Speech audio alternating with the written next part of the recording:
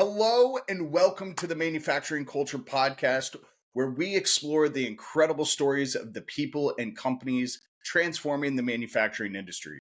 I'm your host, Jim Mayer, and today we have an extra special episode for you.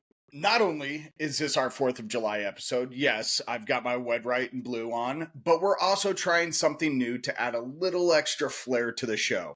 Today, we're featuring Robert Griggs from Trinity Products. In addition to our in-depth interview with Robert, we're adding some new segments. We'll dive into Trinity Products history, hear from their employees, and check out some fantastic job opportunities that they have open.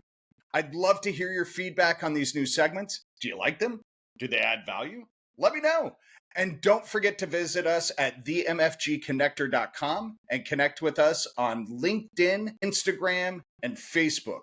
Before we jump into our conversation with Robert, let me give you a little bit of background about Trinity Products. Picture this. It's January 1979 in St. Charles, Missouri. And with just a dream, some serious hard work, and an unstoppable entrepreneurial spirit, Robert Griggs and his team kick off what would become Trinity Products. Fast forward to today, Trinity is a 100% employee-owned enterprise with about 245 employee owners serving customers nationwide. They've got 6 locations across the country and a product line that serves a wide range of market segments requiring steel and steel fabrication. What makes Trinity truly special is its mission and values. It is all about putting customers first, providing top-notch products and services, ensuring a safe and thriving workplace for employees, and doing the right thing, no matter the cost. Its relentless pursuit of continuous improvement and commitment to its values have made it a leader in the industry. Now, let's hear a little bit more about this journey directly from Robert. Let's move on to my conversation with Robert Griggs, a founding partner and current leader at Trinity Products. We discuss the company's journey, its commitment to employee ownership, and how they've navigated challenges and growth. Let's get to the heart of today's episode. We're thrilled to have Robert Griggs, a visionary in the steel and fabrications industry, joining us. A lifelong Missourian, Robert founded Trinity Products in 1979, turning it from a daring dream into a booming business with revenues soaring over $275 million in 2022. But Robert's journey is not just about numbers. It's about innovation, community, and a relentless pursuit of improvement. From pioneering open book management to fostering a culture where the more you give, the more you get, Robert's leadership has not only propelled Trinity Products to new heights, but also created an environment where employees feel valued and motivated. And let's not forget, under his guidance, Trinity has embarked on a mission of continuous improvement, ensuring that every day is an opportunity to get better. So buckle up, listeners, as we explore the world of steel, explore the power of community engagement, and uncover the secrets behind Robert Griggs's remarkable journey in the manufacturing industry. Without further ado, welcome to the podcast, Robert. How are you doing today? Great, Jim. Thank you very much for that kind introduction. You know, the steel industry, buckle up is the right word, right? For steel and fabrication. It's a tough racket. Absolutely. Robert, what do you got there in your hands? Well, you know, this is how we kind of got in touch. I wrote a book about our journey at Trinity. It's called Foundational Leadership. And the story started, I had lots and lots of folks say to me, you should write a book. You should write a book. And so I thought about it. So I went through the process. I learned a lot about it. And what I figured as Trinity, we started in and I'm going to go back a little bit on that story. In 77, I took a job selling steel pipe, and I worked for a company, and they ended up cheating me out of my commissions. So I went into my boss. I made $7 a month, okay, back in 19, and I was on commission, right? And I was going to get a 5 commission check. at December, and it was just going to be awesome. I mean, a beer was probably a quarter. That's how long ago it was. And so I ended up getting the envelope, the Christmas envelope, and it had a 25 Christmas bonus in it. And I called up and said, the guy's name was Bill. And I said, Bill, man, Valley Steel was going to pay me this commission. I have 5 coming. And he said, Robert, they haven't paid us. And we did have a deal. They didn't pay you until you got paid from the customer. So in those days, man, you could call anybody.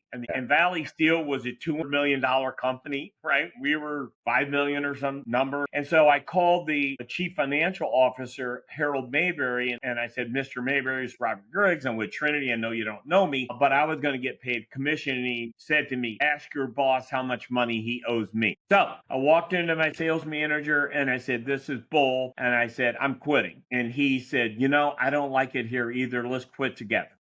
Okay. So we walked out the door. So rule number 1, don't put your hands in somebody else's pocket. Okay. Yeah. I really have taken the high road, and I want to always stay on the high road on money because it only hurts feelings, and I'm going to have enough and make enough in my life that I'm not going to worry about it. So I don't put my hand in anybody's pockets, and I ask them not to put it in mine, because what happens is you create competition, right? Yeah. And so we started buying and selling pipe with $15 just over the phone, kind of what we had been doing. And then about 6 or 7 years later, we got a pipe yard and we did fabrication. And so in, let's say, 2000, all right. No, in 93, I bought Sal out, my partner. We were doing $2 million in sales, and Sal was older, and he said, hey, and he was very nice, and he helped me get out and finance the buyout. And so I said, we're going to do things differently. We're going to grow. So from 93 to 2000, we went from 2 million to 6 million in sales. Okay. Wow. So really great growth. But this is where open book management comes in. And this is the moment that sparked it for me. I knew something was missing. Even though we had grown 300% in 7 years, which is a lot, something was missing. I didn't have enough engagement. Or as business owners or leaders, sometimes you feel like you're the only one pulling the wagon, right? And how do you get people pulling the wagon? And a friend of mine gave me a book called The Great Game of Business by Jack Stack. And this is the book. Jack Stack is the godfather of open book management. He is the king of this. And I read the book that weekend. I got started, man. I couldn't put it down. I read it that weekend. I go, this is who I want to be. This is perfect. And what happens in open book management is you teach people how to read an income statement. Then as you graduate that, you go to the balance sheet. And then you teach them how to run a business. Because generally speaking, employees think you make more money than you make, and they don't realize that there's a partner in your business, okay? And it's called Uncle Sam in the state of Missouri. All right. Yep. So Uncle Sam gets 35%, the state of Missouri gets 7%, so that's 42%. So you teach them and you get them engaged. And so we built a plan whereby we benchmarked our industry, and our industry was 5% return on sales was really a great number. So I agreed that if we got to 5% net return on sales, that I would share 20% of the profits. Okay. So, and here's how I got to that conclusion. We needed 3 net return on sales to fund our CapEx and the growth of our business and keep our business running. So if we only got 3 or less, there was no bonuses paid. And then as we went up 5%, it just kept to 5%. It kept going. And here's how I got to that. Let's say we made $1 million profit, right? And I'm paying 42% in taxes. All right. Yep. So that's $40,000. So let's take $200,000 is 20% of the profits. Well, Uncle Sam is paying 42% of that. Okay. Right. I'm only spending a little over 100,000 to get to 5% net return on sales, which is the top of the industry. What owner wouldn't sign up for that? Okay. Now, here's the point. The hard part is that you have to be not afraid to tell everybody that you don't know what you're doing and that there's bad years and that there's good years. But what happens with that, they become engaged in the business, right? Mm-hmm. And they start to figure out how to get you to 5% because they want that bonus. Yeah. All right. And so what happens is you start to build a culture where they go, oh my God, I'm watching the nightly news. There's a recession coming. We aren't making any money. Or China is attacking in our industry, the steel industry. And I would have to say, guys, we're doing well. We're making some money, but we're not. And here are the reasons why. And so they start to learn how hard it is to make money. They also learn something where employees tend to think you make the same amount of money every month. You're going to make 90 a month to get to your $1 million. It doesn't work like that. You lose 20 grand, you lose 5, you make 90. And so they start to get the ebbs and flows of business. And they also start to understand the balance sheet that a crane in a building costs $4,000 and that you have to pay for it. And so we got to that point, and it was really, really satisfying. And these meetings just were wonderful, and these great things would happen. Right? Mm-hmm. And so I just told you a story before the call. Something happened this morning.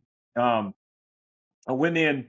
Brian Davis, who'd been with us for 20 years. I am now the chairman of the board, semi-retired. I have a product line that I run, which is called Trilock, but I go in to see Brian this morning before the podcast, and Brian goes, man, I want to tell you, I saw James Abernathy, and I was walking to the plant yesterday with a Vistage group doing a tour. James pulled Brian over to the side. James and I have 10 or 15 year history of me going to the shop all the time. But this goes to show you, Brian, how the relationships and feelings transpire. James said, Brian, I got to talk to you. There's something going on I don't like. And I think, I want to talk to you about it. So Brian calls James this morning or yesterday, and he says, what's up? And he goes, the customer is asking us to do a 4-inch full pin weld, which is going to take 150 hours. And we never saw it in the scope of the job. And he goes, I don't think we should do that, or the customer should pay, or they should do it. So Brian calls the salesman. The salesman said, yes, it wasn't in the scope. They put a price on it, and we ended up making $100,000. Okay. Wow. That is what happens when you get a culture of an employee that didn't have the same relationship that James and I had, but James had a good enough relationship, understood Brian, went to him and said that and did that. And we as a company made $100,000. Well, who wouldn't want that? Right. Okay. Every owner would. But the problem is, if you do not create a culture of trust and a culture that doesn't have fear, okay, and what happens when you have a book that outlines that you're my partner, when you said earlier, I have a thing, the more I give, the more I receive. And I'm going to tell you, for all my selfish friends out there that want to make more money, okay, I do it 2 ways. I go, the more you give, the more you receive is a good thing to do. But you can use it selfishly. And here's why. The more you give, the more you receive. And what happens is people tend to want to do their job, right? They tend to want to take control of it. And what happens is you get freed up as a leader to be out in the universe doing better things as opposed to looking backwards and trying to fix things that should have already been fixed. Absolutely. If you give more knowledge, you give more of yourself, what happens is people reciprocate with that, and they do it out of not fear, right? So let's take 2000, 6.7, and let's take 2000 in open book managed. We sold 67 million bucks. So that's 1,000% increase in a decade. Now, I also learned something during that just looking at the numbers and doing that, there needed to be something else, okay? Wow. And have the culture that makes everything wonderful and takes some of the pressure off you as an owner. Now, I'm going to stop because you probably have some questions, but that's really the story in the simplest of ways. So, Robert, first question is going back to that open book management and its impact that it had on the company culture as a whole. You talked about the engagement level, but how did it coalesce the team into one group moving towards a common goal? Okay. I had a lot of people. Listen, I knew something was missing and that we could be better. And so I had nothing to lose when I did this. Okay. Just nothing to lose. I mean, I did a mathematical equation and I go, would I write a check for $100,000 to get to 5% net return on sales and have everybody rowing in the correct direction? Amen. I write the check on Jane 1. Right. Yeah. Or I'd write it on December 31st. So we got there. Right. Yeah. But what happens in a lot of business owners, and this is because I would have a lot of people say to me, well, they don't know how to run a business. And that isn't true. Okay. Yeah. And here's why. They run a household every single day, which is the exact same thing. You got to type a top line, okay? Put in your gross pay, take out the taxes because you have to think about taxes because that's part of the formula. You get a net amount of number. You have a house payment. You have a car payment. You have gas. You have food. You have shoes. You have all these things that go in. And then if you get lucky enough for all the listeners that are going to look at this to have a profit at the end of the month, something saved. It's hard, man. Yeah. It is really, really hard. Well, that's the same thing it is for business. So we went back to a simple budget of their household and we moved it across and showed where the correlation was between the things in our business. And it made sense. And they got it. And then you start to get this reaction because we met every month. We actually met every 2 weeks and went through and talked about their individual things that they controlled. The guys in the shop control paint, they control wire, they control flux. So after we got to the original part, they started doing the expense budget. After the first year of just explaining and go through a little course that I had Jack Stack, the Great Game of Business, come in and teach, right? Oh, wow. Cool. Yeah.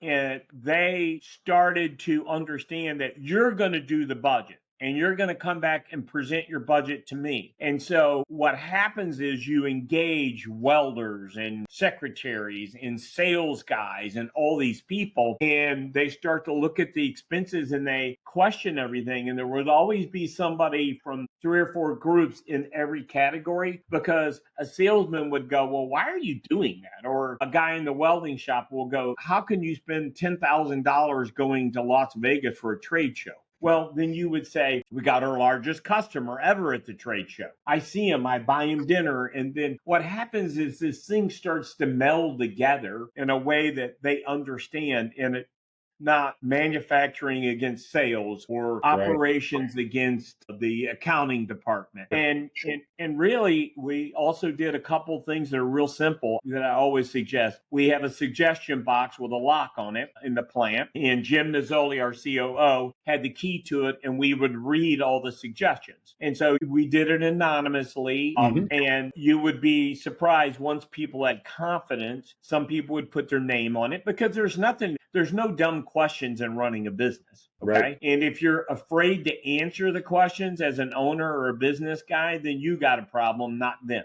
All right. And that's one of the reasons you have such a disconnect today with employees and running a business. They've turned it into it's us against them. Really, if you can engage this and it's all of us for a customer. Okay. So at Trinity, we have 3 core values. We have a boss. It's the customer. Serve them. Number 2, serve your employees, because as I tell the employees, without the customer, you don't have a job. So he, for me, is number 1. Without employees, you can't serve the customer. So you don't have a company. And number 3 for us is continuous improvement. Because if you're not getting better and figuring out a way to do it better, somebody is gaining on you and you're going out of business. All right. So let's think about all these great businesses that have gone out, not Best Buy, but you realize how things change. Okay. So if you're not doing this and getting better, okay, and wanting to be best and paying people to be best, somebody's going to catch you. Okay. And how often have you reviewed and adjusted those values over the course of the last 45 years or so? Well, we probably wrote them in 20 when we did the open book management. And then I've added a few others. Okay. The continuous improvement one got added in 10, right? Okay. We have an unwritten one that we don't like to write down, but is an important one. The reason I don't like to write it down is because something I learned probably 20 years ago. It's easy to fix a mistake. You can't fix a lie. Okay. So when you're talking to customers and you're building this relationship, once somebody figures out you've lied to them, there's a really big chink in the armor and it takes 10 times the good to get it back. So we implemented, if you lie, you're fired. And Sure. this is something that comes about with also a culture of people trusting you, right? And so my employees all looked at me and said, Robert, you're crazy. Okay. This is going to be bad. And I go, no, it's not, because we're going to teach while we're teaching this, right? We're going to talk about it. And so I implemented something that you can recant. Okay. And the Okay. recant is, if I make a mistake, you're on the phone and you say something, all you have to do is call the customer back and go, hey, this is not right. I just checked it. And then you go and tell your boss. If you've done something, just go and tell your boss, because Yeah. you can fix it. It can all get fixed. And so there is this moment where you go, it's better to just own up immediately, right? Yeah. And so those are our core values. And we do have a boss, it's the customer. And then we share profits with our employees, and we listen to them, and we have suggestion boxes, and there's no dumb answer. And we meet and talk about these all the time. And so it set all of us free. And then as I was writing the book, I had to have what's called a liquidity event, right? I mean, if you Google map Trinity Products, you'll see 10 tons of steel pipe sitting out. That's all my money from all those years. Sitting there. Now, I made a great living, but as you get to 2 million, it's just more capital. And so I looked at selling the company, and then I decided to do it, all right, which is employee stock ownership plan. And so 2 years ago, I sold the company to all the employees who helped me get to where we got to. And so they're all owners. And I recommend anybody that's looking at getting out or exiting, it's a wonderful way to feel good about all the employees and also really give you some control over getting out. And so that's a great thing as well. And that's in the book. That's amazing. Tell us a little bit more about your involvement in the community there, because I know that's a big thing for you personally, Robert, is community involvement. So tell us about how you and Trinity have impacted the community in your town there. You know, one thing that's really important is sometimes we don't realize how fortunate we are that we're in our daily tunnel. And the guys at work are like that, man.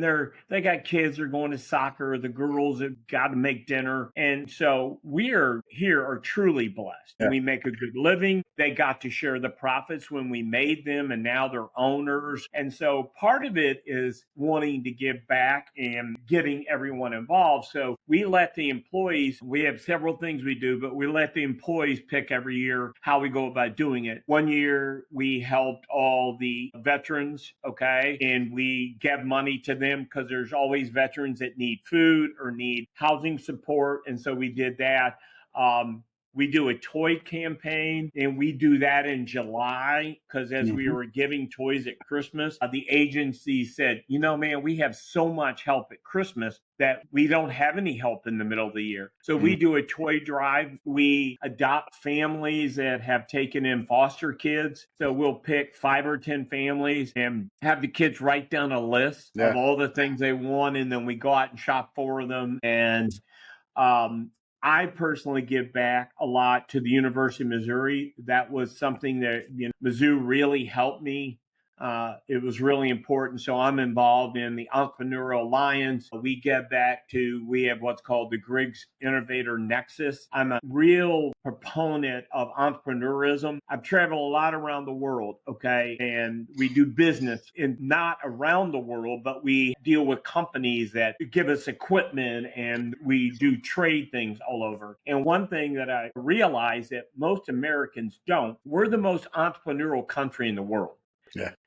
Your dad or mom probably said to you, hey, Jim, you can be whatever you want to be. All right. If you want to be the governor of California, or you want to be the president of the United States, or you want to be a cheerleader, or you want to be, this just happens all the time. And you see it all the time. You can own a business. You can do anything you want to do in America. And so most kids, now there are an unfortunate group that don't hear that as often, but I would say, and when you realize how entrepreneurial kids are, when I was in school, there was no way I knew I was going to start a business, didn't know what it was going to be, but just had that feeling. So now we take kids to the university and we probably, oh God, man, we've done hundreds and hundreds and thousands that come in and get involved in the Entrepreneurial Alliance or the Griggs Innovator Nexus. And what we do is we take them and what we say is, you don't have to rewrite a software program, okay, to be in business. You just have to pick something you're passionate about and do it better than the next guy.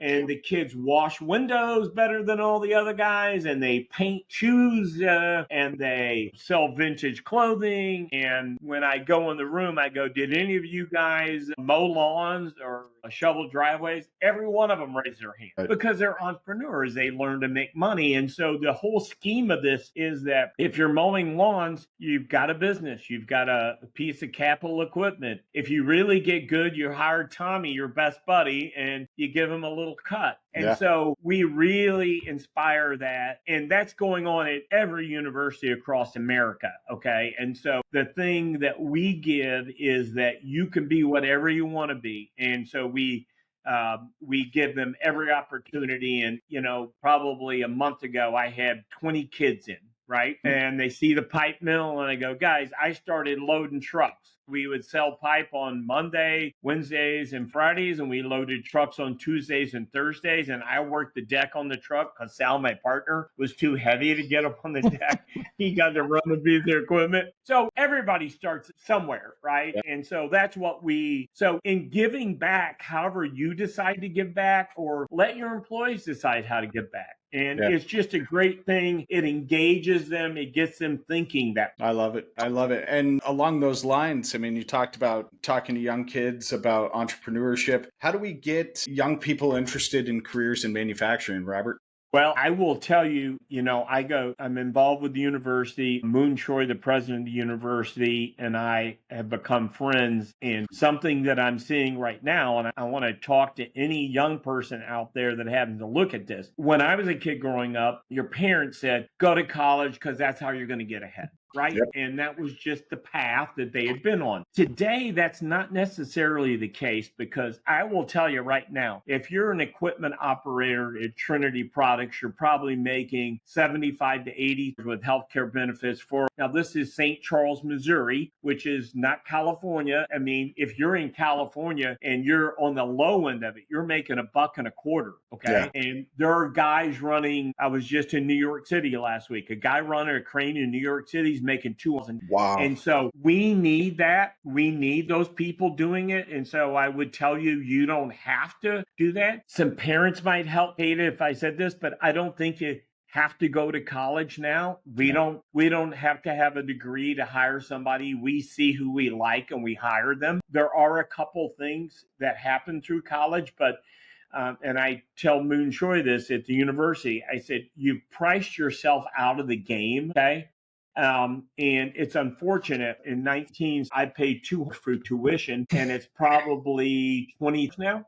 Mm-hmm. Okay. That was just tuition, probably 25 for room and board a semester. And mine was probably $5 all in. And so, but I knew that I would get a job that way. So today that doesn't necessarily have to be. And I would say, if you want to go to college, I would say go to community college the first semester, first year, and get your credits at $12 a semester. Go ahead and get an apartment. Yeah. And so I would say spend a year or two at a community college. Then you'll be a little better off mentally on what you might want to do, and then go to the university and specialize in something. Be an accountant, go in the medical profession. But I would say it's not mandatory today. And now the work we have is hard work. You're in a shop, it's welding and it's that sort of thing. But we're also and I want to tell you something that I am so proud of, and I know is coming in the manufacturing industry. We have brought our jobs back from China that had been subsidized by the Chinese government and the Communist Party. And I don't want this to be political, but I was there. I know this happened. I know they subsidize industries by lending them money cheaply or paying for their electric bills. We have come back, and what we've done, and they're through AI, robots, we are going to make our factories the best in the world. And so you might just be standing next to a robot. Okay. We're going to put robots in welding in our next edition, and a guy will just be monitoring. You'll still have to know how to weld. You'll still have to be a certified welder, Right. but you're going to be standing there doing that. Okay. Yeah. So it's not going to be the same job. And we're in for a real industrial revolution that was the same on the line of when the computers came in. Right. And Excited. here's why. AI is going to do some very simple things for you. What is going to be the skills that you're going to use? I'm going to use a screwdriver. I'm going to use my brain and my hand, and I'm putting things in places, because what they paid 15 years ago or 10 years ago as a programmer making $100,000, AI is going to program that. I'm sorry for those guys. Those guys are going to have to go do something else. And America is going to go through this renaissance in this industrial revolution, and we're going to be, I know we're the envy of the world, okay? And we're very hard on ourselves, but I say this to people so they understand. Most countries don't put their dirty laundry on the nightly news or the front page of the paper. Yeah. Okay. They hide it behind things, and they lie, and they don't want to get involved. And because we have a free press, and because we have people that will do podcasts, and because we have people with cameras, every bad thing we do gets shown on the nightly news. Absolutely. And we tend to think badly of ourselves, but there are so many wonderful, great things going on that we do. And do you realize why people from Latin America walk 2 miles carrying a baby through the jungle to get here? Do you know why that happens? Because this is the best place in the world. And I'm sorry to be, you see the flag in the background? Best thing that ever happened in the world is that flag right there. Well, and Robert, it's kind of ironic because this is going to be the 4th of July episode, and we're talking about that, but yet we're recording in the middle of February, and we can all see the snow behind you.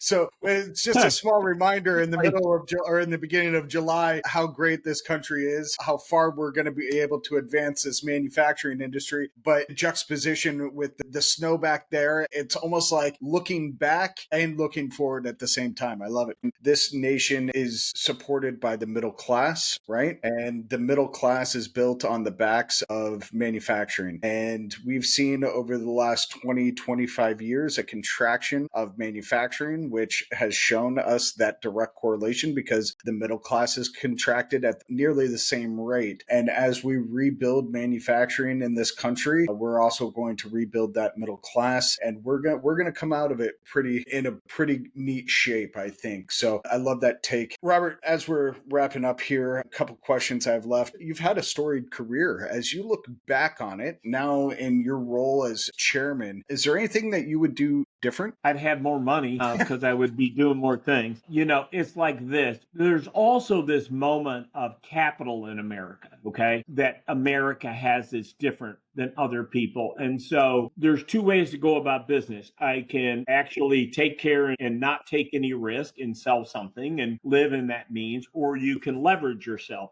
Okay. We have a decade in front of us where we do really hard things, and people are going to need us, and they're going to pay us to do it. We're going to pay our employees. We're going to share the profits. We're going to have 4, and we're going to be John Wayne walking off into the sunset until the next bad thing happens, right? Yeah, absolutely. Which it will. Absolutely. And then we'll get through that. Yep. So that's my take. I hope you look back on this in 5 years and all of that is true. I will, and I'll reach out to you at that point. How's that sound? How about we have a recap in 5 years and we'll look at this. Robert, I really appreciate you being on today. This was a great conversation. Thank you. Hey, here's the thing. Reach out to me. You can get Robert L. Griggs online. I'll answer any emails. I have the audio version of this coming out. And Jim, you'll get a signed copy of this. I can't wait. Any reach outs or anything that anybody needs anything, call me. And if you want to work for a great company, call Trinity Products, 800-456-7473. You want to be an owner? Call us.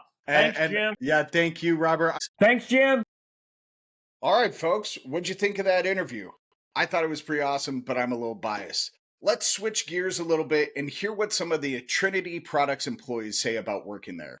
I found a couple of reviews out there on Indeed that'll give us a little bit more of an honest inside look. First up, 4-star review. We have a former welder from St. Charles, Missouri, who shared this. Fun and a very much safe and positive workplace. The hardest part of the job was when we had to get on a skateboard and go inside the pipe that was the size 14 by 14. We had to crawl on the skateboard on our stomach and find the repair, then fix the repair when there was really not much room to work. But this job still got done.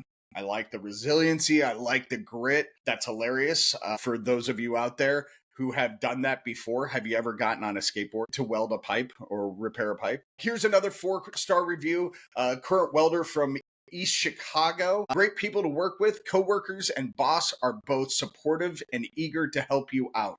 I have not been employed long enough to fully understand how beneficial the profit sharing is. Overall, it's good for the experience. Sounds like a 4-star review to me. These reviews highlight Trinity's supportive work environment and the challenges that come with some of the unique tasks they undertake. Now, if you're looking to join a company that's not only innovative, but also values its employees, Trinity Products has some exciting job openings right now. The first one is a welder fitter in St. Charles, Missouri. This full-time position pays $20 to $22 an hour and involves various types of weld preparation, welding, and weld finishing operations to manufacture products to customer specifications. You need to have experience in welding techniques, knowledge of fixtures and weld setup parameters, and the ability to pass an internal welding test. It's a hands-on role that requires steel-toed boots, sleeve shirts, and a welding hood with other safety gear provided by Trinity. And we'll get into one of the flexible benefits that they have when it comes to work attire in a future in a little bit here. Second position that they have open is an accounts payable specialist. This full-time role offers a salary of $55,000 to $65,000 per year. You'll be responsible for processing invoices, performing a 3-way match, and handling various accounting transactions. The role requires a degree in accounting or business, 5 years of experience in accounts payable, and proficiency in MS Office Suite. It's a fantastic opportunity for someone looking to join a company that invests in their future and rewards excellent performance. For more details on either of these openings, visit Trinity's career page and see how your skills align with these opportunities. Another thing that I want to talk about is that Trinity Products is all about building a community. They not only offer competitive salaries, but they also offer personal health incentives, 401k plan, profit sharing, and full health coverage. Also, as a 100% employee-owned enterprise, they prioritize their employees' growth and development. But don't just take my word for it. Let's hear from some of the team members.